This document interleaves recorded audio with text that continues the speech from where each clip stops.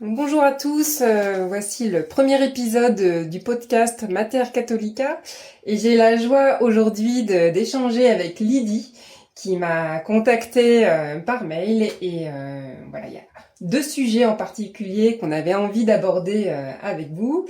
Tout d'abord, le fait d'avoir 7 enfants et de gérer le quotidien et on va dire les aspects matériels et spirituels. Donc ça va être le premier point que nous allons aborder. Et puis le second point, c'est la grossesse après 40 ans. Un défi, un défi et notamment et bien sûr pour vivre cette grossesse de façon catholique dans un monde hyper médicalisé. Donc c'est une question, je pense, qui peut intéresser d'autres mamans catholiques.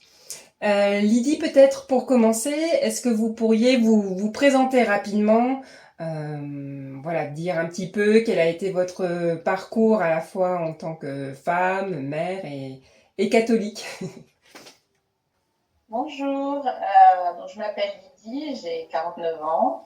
Je suis mariée depuis 26 ans, nous avons 7 enfants et je suis enseignante en maternelle à mi-temps. Je suis issue d'une famille catholique, donc le catholicisme a toujours fait partie de ma vie. Et j'ai eu la joie de rencontrer mon mari qui a la foi également, donc ce qui a fait de sorte que c'était le pilier central de notre vie de couple également. Donc voilà la présentation. Donc vous avez eu 7 enfants. Est-ce que vous pouvez dire aujourd'hui quel âge ils ont et peut-être aussi voilà, comment vous les avez accueillis au fur et à mesure de leur venue? Alors, quand on s'est marié, on avait dans l'optique d'avoir des enfants. On s'était dit, si on en a un, on aimerait en avoir deux, parce que sachant que c'est jamais nous qui décidons totalement, mais qu'on était prêt à accueillir des enfants. Et on s'est dit que c'était pas à nous de décider du nombre d'enfants qu'il y aurait, mais que ce serait à Dieu de tracer son chemin avec nous. Et ça a été un tel bonheur d'avoir la première que ça nous a conforté dans notre choix de laisser faire et voilà. Et chaque naissance a été, enfin, déjà chaque annonce de grossesse était une grande joie et chaque naissance nous a conforté dans le fait que jamais ce serait nous qui metterions un stop à cette aventure. Donc ça, c'était vraiment un grand bonheur. Alors quel âge ils ont vos enfants aujourd'hui? Alors, l'aîné a 22 ans et le dernier a 7. 7 ans. Oui, donc ils sont bien. Vous avez pu bien en profiter pendant toutes ces années. Quel conseil en fait vous donneriez aux mamans qui souhaitent avoir voilà, plein d'enfants comme vous, en tout cas qui rêvent d'avoir une famille nombreuse? Il faut être à la fois, alors, de mon point de vue, c'est peut-être différent sur les femmes, mais il faut être à la fois extrêmement organisé et à la fois ouverte à l'imprévu. C'est-à-dire que moi, mon extrême organisation me permet, quand il y a un imprévu, de l'accueillir beaucoup plus facilement. Parce que je sais où je veux aller. Et donc, l'imprévu, quand la tempête est passée, je peux retrouver le chemin qui était prévu. Donc, ça, et puis se dire que on apprend tous les jours. On apprend tous les jours et que oui, on va faire des erreurs. Oui, maintenant, avec le recul, peut-être que pour la première, j'aurais fait certaines choses différemment, mais ça, je l'ai appris à force d'être maman et qu'il faut accepter de ne pas savoir. Je pense pas qu'on est, quand on est enfant, on ne naît pas pour être maman de famille nombreuse. On apprend à le devenir. Il ne faut pas se mettre de barrières. Et votre maman, enfin vous aviez des frères et sœurs aussi nombreux? Alors, non, ma mère, on est deux enfants. Par contre, dans ma famille, sa maman avait eu 12 enfants, toutes ses sœurs ont eu. Enfin, moi, j'ai été entourée de fratries très nombreuses, avec ma mère, qui avait décidé d'en faire que deux, mais c'était quelque chose, moi, qui me parlait, je connaissais. Donc, c'est vrai que c'était pas totalement de l'inconnu pour moi.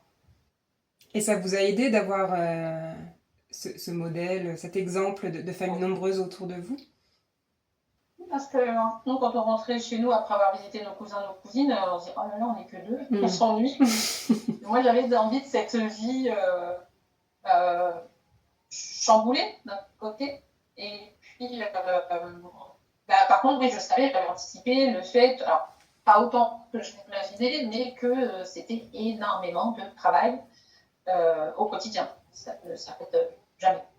Donc, c'est sûr que ça, il faut en avoir conscience parce qu'une fois qu'on a lancé le projet, il faut pouvoir l'assumer pendant des années, en fait, cette charge de travail. Mais c'est un travail plaisant, donc c'est de la fatigue, mais c'est une bonne fatigue, je dirais. Et en quoi la foi catholique vous aide-t-elle justement à gérer cette charge de travail? Quelles sont un peu vos astuces de maman catholique que vous aimeriez partager? Alors, mon point d'appui, déjà, c'est que si on a cet enfant, c'est que Dieu l'a voulu. Évidemment, que ça permet d'accepter les choses. Que moi, j'ai pris ça comme un grand gage de confiance de sa part, parce que ce que j'avais échangé une fois avec Thérèse, c'est quand même charge d'âme. Et donc, c'est beaucoup de responsabilités qu'il nous donne. Et au moins, ce qui m'aide d'être catholique et d'être maman de famille nombreuse, c'est de me dire que c'est Dieu qui a voulu qu'on ait cet enfant-là, qui nous a fait confiance, et c'est un grand honneur. Et quand j'ai des moments de fatigue, de découragement, etc., je me dis, je me dois d'assumer cette responsabilité qu'il m'a donnée. J'ai la charge de ces enfants-là physiquement, spirituellement, voilà, dans tous les domaines. Et voilà, ça me tient, je prie beaucoup. Et chaque jour, voilà, m'apporte son lot de joie, d'inquiétude. Mais Dieu étant là, voilà, on n'est pas seul face à cette situation qu'en plus on a voulu. Et concernant la prière, donc vous dites que vous priez beaucoup. Comment est-ce que vous arrivez à trouver le temps de prier? Et deuxième question, comment vous intégrez aussi vos enfants à ces moments de prière? Alors, moi je suis quelqu'un de très matinal, déjà, même sans avoir une famille nombreuse. Donc je me lève très tôt et j'ai 45 minutes, une heure pour moi, donc c'est un moment de prière. Le soir, avant de m'endormir, je prie également. Et alors, ce qui fait beaucoup rire mon prêtre, c'est je lui dis que ma deuxième église, c'est ma buanderie. Endroit où je passe énormément de temps. Et en fait, c'est un endroit que j'apprécie beaucoup. Je suis souvent seule. Et ça me permet de parler à Dieu, d'essayer de l'écouter. Donc, voilà. Et les enfants, alors on a la grâce d'avoir des enfants qui ont eu une foi pour l'heure, tous innés, quoi, je dirais. Ils sont nés avec, et c'est vrai qu'en plus, ils ont un cadre familial qui leur permet ça, mais du coup, eux réclament aussi les moments de prière. Et concrètement, alors à quel moment vous arrivez à prier avec eux? Parce que, imaginons, voilà, c'est une journée où il y a l'école, on va en reparler d'ailleurs de l'école, mais comment est-ce que vous organisez ces moments de prière avec eux lorsque il y a l'école qui prend quand même beaucoup de place? Souvent, c'est le soir. On essaie de s'accorder, alors pas forcément un temps très long, mais déjà le soir, nous, on a un repas où on essaie d'avoir tout le monde quand c'est possible. Enfin, maintenant, on a des étudiants, mais quand c'est possible d'avoir le repas tous ensemble, déjà, on débriefe un peu la journée. Il y a un peu une préparation à la prière ensuite, parce qu'on doit demander pardon pour des choses qu'on aurait mal faites dans la journée, remercier pour les belles choses qu'on a vécues dans la journée. Et oui, souvent avant le coucher, il y a une prière. On n'est pas forcément tous ensemble, hein, parce que nos étudiants sont loin, mais on sait qu'à ce moment-là, eux aussi sont en prière.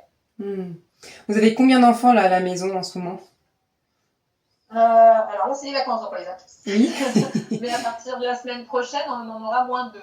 Les deux grands, les grands repartent à leurs études. Donc vous en aurez 5 encore chez vous tous les jours. Ouais.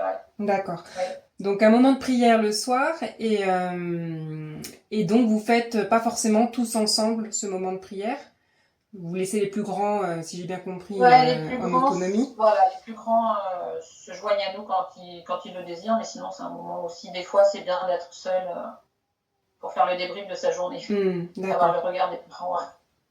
Oui, c'est pas forcément évident, c'est sûr. Et donc les 5 autres sont généralement chez vous, enfin avec vous pour prier. Oui, oui. D'accord. On va maintenant aborder le deuxième sujet, donc c'est la grossesse après 40 ans. Est-ce que, bon, on a bien compris que vous étiez très heureuse à chaque annonce de grossesse, donc j'imagine que cette grossesse n'a pas fait exception. Comment est-ce que vous avez vécu justement cette grossesse en tant que catholique dans un milieu hospitalier quand même très médicalisé, et notamment pour les grossesses après 40 ans? J'avais un petit peu anticipé les choses parce que l'avant-dernière année, j'allais avoir 39 ans. Donc déjà, je commençais à avoir des petites remarques de quand même, vous approchez la quarantaine. Ensuite, moi, j'ai eu des... Alors, au niveau médical, du milieu hospitalier, c'est pas ce qui a été le plus difficile à gérer.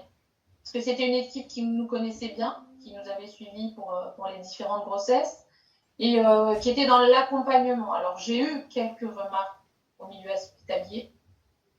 Toujours pareil, le risque de trisomie accrue. Et quand on m'a demandé si je voulais faire le test, au départ, je leur ai dit, écoutez, non, parce que ça ne changera rien. Et là, les gens étaient interloqués, en fait, de notre réaction. De dire, quel que soit l'enfant, nous l'accueillerons, alors forcément différemment, mais peu importe les résultats, nous accueillerons cet enfant. Et ça, on voyait de la perplexité. Nous, ça a été surtout au niveau de certains membres de la famille et de l'entourage professionnel. Où là, c'était des remarques du style « mais vous avez déjà tellement d'enfants, vous avez des filles, vous avez des garçons, qu'est-ce que vous voulez d'autre ?» Et ça va être un enfant de vieux, alors ça, on l'a eu X fois. Ah, c'est sympa. Voilà, bon là, il n'a que 7 ans, donc je ne sais pas s'il a... il se rend compte que des fois, il y a une différence d'âge entre les mamans, l'âge des mamans de ses camarades de classe et moi. Je ne m'a jamais fait la remarque pour l'instant. Mais c'était plutôt cet entourage-là qui était inquiet pour ma santé, mais qui était inquiet pour l'avenir de cet enfant. Est-ce qu'on allait être encore apte pour s'occuper de lui correctement? Et ça a été dur. Je me rappelle d'une fois où ça m'a vraiment blessée. Je me rendais dans une pharmacie avec l'aîné de mes enfants qui avait 15 ans à l'époque, le petit bébé qui a quelques semaines, et moi, et la pharmacienne a cru que j'étais la grand-mère et que ma fille était la mère de l'enfant.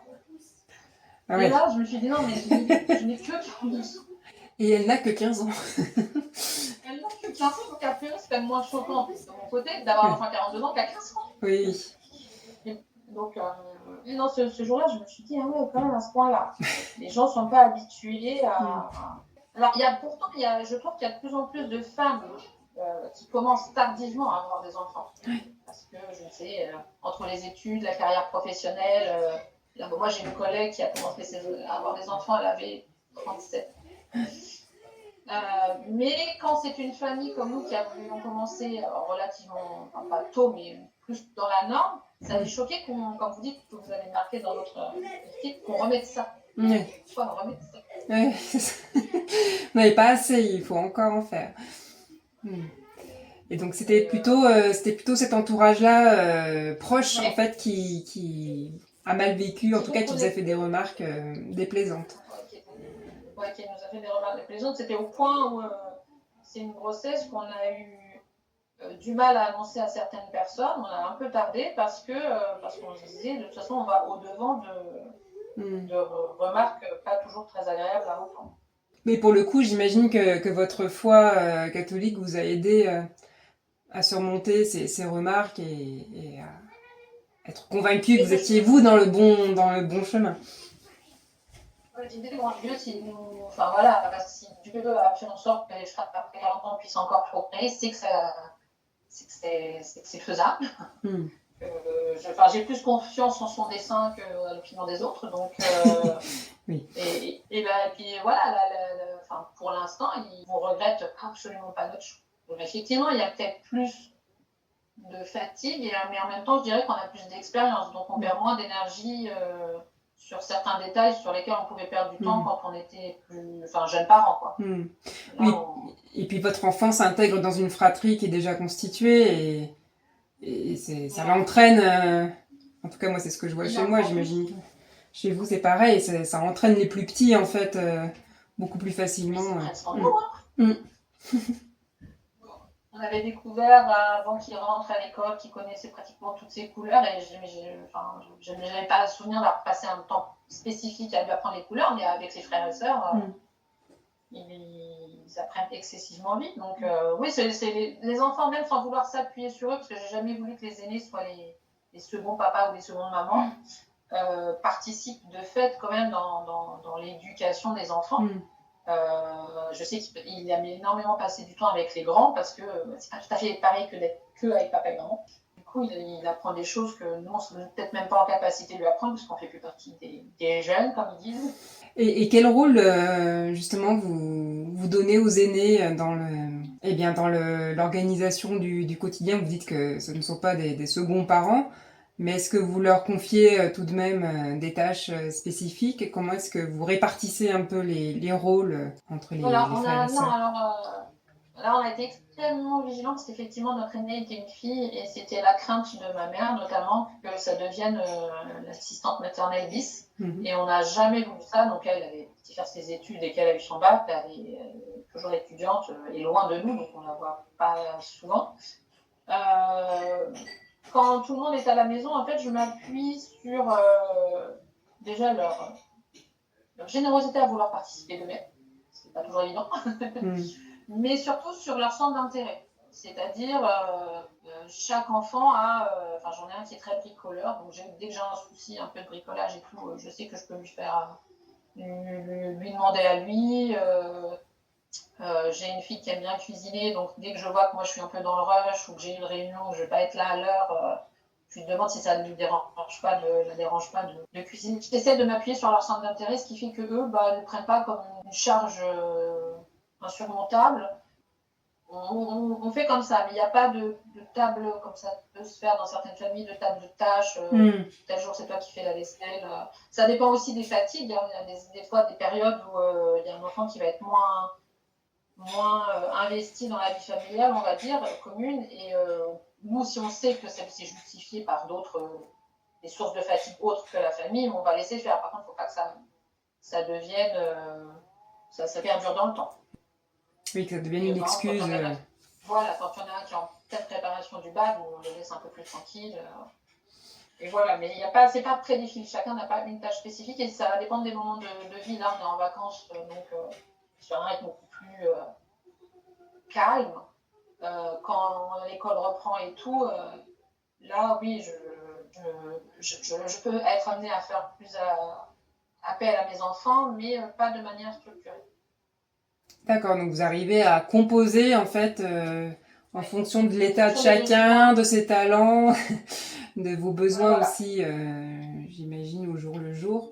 Et c'est une sorte, c'est un peu, il n'y a pas de recette toute faite, hein, si j'ai bien compris. Il y a des ingrédients et puis vous les mélangez différemment selon les jours. Autant je suis très organisée pour plein de choses, autant les tableaux qu'on peut voir et qui peuvent être très très efficaces sur le format familial des gens, mais où on se dit lundi c'est toi qui fais la vaisselle, mardi c'est toi qui fais l'aspirateur et tout, nous c'est pas, non, ça ne correspondrait pas et je pense pas que ça correspondrait non plus aux enfants, ou alors il faudrait changer le tableau tous les jours, donc ce qui servirait absolument à rien. Je comprends.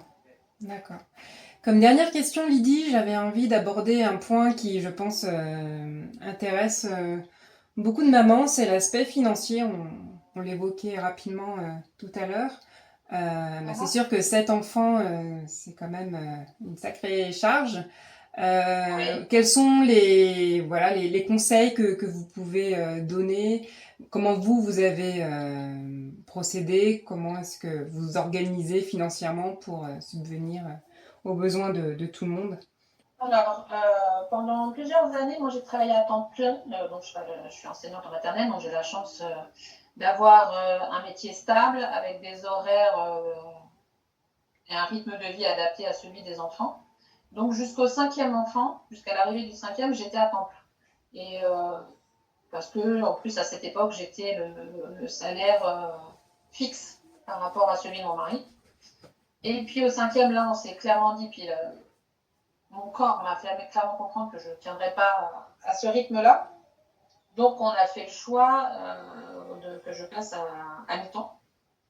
Et ce qui permettait d'avoir quand même un revenu supplémentaire à celui de mon mari. Après, je ne cacherai pas que, alors, tout dépend des familles, mais qu'il faut accepter, surtout dans ce monde que je dirais ultra matérialiste, des renoncements. C'est-à-dire que nous n'avons pas la dernière voiture qui est au bout du jour, le mobilier de notre maison. Alors la maison est propre, la maison est grande, enfin suffisamment grande pour qu'il y ait d'espace pour tous, mais c'est des meubles de récupération de famille qu'on a récupérés. C'est pas. Je pense que des gens qui viennent chez nous se disent c'est retour vers le futur. C'est des meubles qui ont 30, 40 ans, 50 ans. Alors nous, ça nous plaît parce que c'est des meubles qui ont une histoire, mais c'est pas ce que vous voyez à la télé en ce moment, en tout cas. Nos téléphones, déjà, les téléphones arrivent très tard dans la famille, parce que nous, c'est 18 ans. Les enfants ont le droit au téléphone à 18 ans. Alors, les leurs, j'ai fait un effort. J'ai pas mis beaucoup d'argent dedans, mais c'est quand même des iPhones. Pour moi, c'est un vieux téléphone à touche d'autrefois. Donc, il faut accepter ça. Il faut accepter d'être peut-être en décalage par rapport à la société. Nous, on a des voitures, on les achète neuves, par contre, mais les moins chères du marché, donc il n'y a pas d'ordinateur de bord, il n'y a pas de GPS, on remonte les vitres comme à l'ancienne, donc ça fait rire les gens, mais c'est ce qui nous permet de tenir l'équilibre financier et de se dire que notre 7e enfant n'a pas été une charge. Et à se dire, bon, bah, on a le 7e, par contre, ma grande, toi, tu vas pas faire d'études. Ça, on ne voulait pas. Donc, on a priorisé. En fait, voilà, il faut apprendre à prioriser. Et est-ce qu'on est en capacité d'accepter de ne pas aller en vacances, ou très peu de temps, ou pas très loin? Ça, effectivement, il faut que les gens en aient conscience parce que s'ils ont été habitués à un certain confort de vie que le monde moderne nous donne, peut nous donner, est-ce qu'ils sont prêts à faire des concessions à ce sujet-là? Ça, je sais que chez certaines personnes, ça peut être un sujet un peu douloureux, c'est peut-être un mot fort, mais difficile à vivre. Et oui, ça, il faut en prendre conscience que si on veut élever financièrement correctement ses enfants, on ne peut pas tout faire. Et est-ce que vous faites le lien quand vous parlez, j'imagine qu'il y a des moments où vous en parlez avec vos enfants, notamment pour les vacances. Est-ce que vous faites le lien justement avec votre foi catholique, avec l'enseignement de Jésus qui dit de se détacher des biens matériels? Est-ce que c'est quelque chose que vous faites avec vos enfants? C'est un point d'appui parce qu'on leur explique qu'on n'a pas besoin d'avoir énormément de choses pour être heureux, voire même c'est le contraire. Des fois, on a énormément de choses et on n'est pas plus heureux que ça. C'est leur dire que le bonheur n'est pas là où la société veut nous amener. Et souvent, on dit une phrase qu'on apprécie beaucoup, c'est être du monde sans être de ce monde. Alors, j'essaie de ne pas complètement les déconnecter et qu'ils passent pour des hurluberlus auprès des camarades de classe, parce que l'objectif n'est pas non plus qu'ils se fassent moquer. Mais par exemple, même eux, parce que beaucoup de gens me disent mais comment tu as fait pour pas qu'ils aient de téléphone avant 18 ans? Et moi, au départ, je ne me posais absolument pas la question. J'ai dit, en fait, c'est connecté, c'est comme ça. Mon mari et moi sommes entièrement d'accord à ce sujet-là. Et on en a quand même parlé avec eux. En leur disant, mais comment vous le vivez? Est-ce que c'est difficile et tout? Et ils disent non, les copains ont compris que c'était comme ça. Et ils n'ont pas subi ce que certains membres de notre famille avaient peur que ce soit des enfants harcelés ou moqués. Ils m'ont dit non. Tout comme leurs tenues vestimentaires qui sont nous on s'habille beaucoup chez Thérèse de Femme à part, c'est pas forcément ce que portent des jeunes de 15, 17, 18 ans, mais en tout cas nos filles assument complètement leur tenue. Et ils sont en école publique? C'est vrai qu'on n'a pas précisé, mais ils sont en école publique. Ils sont en école publique. Travaillant moi-même pour le public, je ne me voyais pas les mettre dans le privé. Mais oui, du coup, il y a des fois de facto un monde entre deux élèves d'une même classe au niveau vestimentaire. Mais si c'est accompagné de la foi, si on sait qu'on fait ça parce que ça plaît à Dieu et que c'est ça qu'il demande, c'est beaucoup plus facile à accepter, je pense, même si c'est des choses qui ne sont pas en accord total avec la société. Je sais que là, par exemple, typiquement, à la rentrée, les gens vont leur dire « Alors, t'es parti en vacances, vous avez fait quoi? Vous avez voyagé combien ?» Enfin, voilà. Et qui vont leur dire « Écoutez, on est resté à la maison, on a passé du temps en famille, on a passé... » Alors, on ne va pas mentir, on est parti 2 jours à la plage, ouais. Comparé à ce que j'imaginais être la plupart des gens qui sont partis peut-être 15 jours, pris l'avion, voilà, ça peut leur paraître un peu dérisoire aux vacances, mais il y a quelques années, on a dû faire le choix, on a dû déménager et augmenter considérablement le loyer qu'on devait, parce qu'avant, on était en logement de fonction. Et donc, vu qu'on a triplé notre loyer, on s'est dit quel poste de travail il va falloir, quel poste de dépense il va falloir enlever. Bon, le premier auquel on a pensé, c'était les vacances, parce qu'avant, on partait une semaine en vacances par an. Et quand on l'a annoncé aux enfants, les enfants, ils ont sauté au plafond de joie. On les a regardés, on dit, mais qu'est-ce qui se passe? En fait, on n'a jamais osé vous dire, mais on n'aime pas partir loin de la maison. Ça tombait bien. Ça tombait bien, mais alors nous, on se disait, peut-être ça va pas passer. Leur dire que déjà qu'on partait pas beaucoup, mais là, on partira plus. Et en fait, des fois, on coupe les enfants des envies ou des besoins, et en fait, on se trompe. Merci beaucoup. Je vous en prie. Non, merci beaucoup Lydie.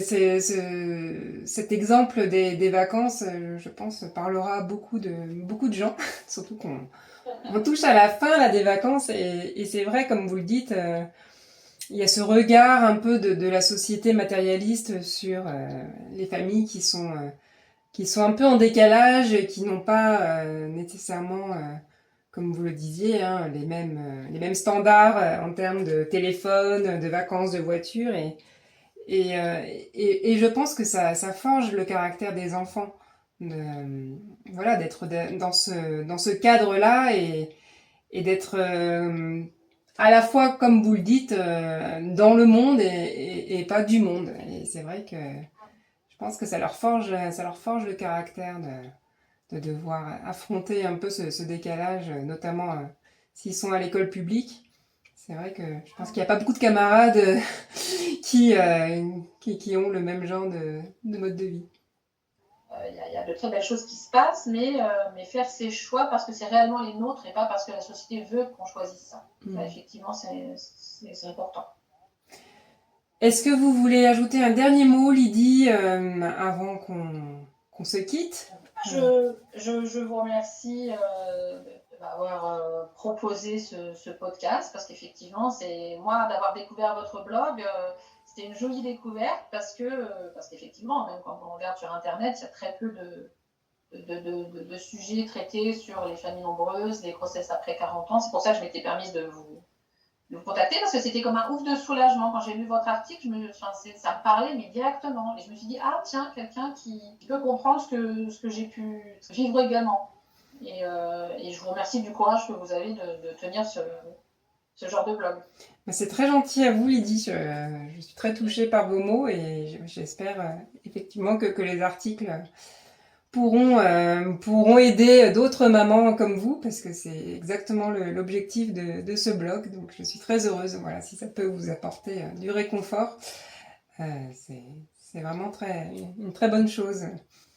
Merci beaucoup Lydie, j'étais ravie de vous écouter et je pense que votre expérience de maman de famille nombreuse pourra intéresser beaucoup de mamans catholiques.